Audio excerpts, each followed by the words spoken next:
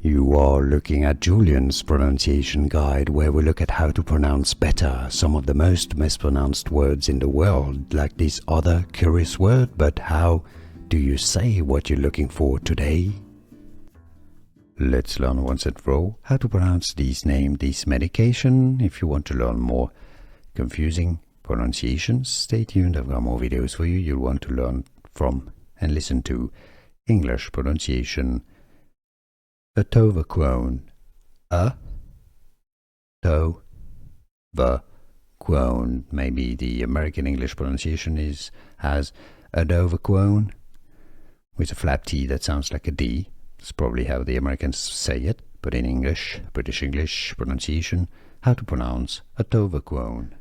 Here are more videos on how to pronounce more confusing words and names too many mispronounced. Like this video if you found it useful. I appreciate your support. I'll see you soon and thanks for watching.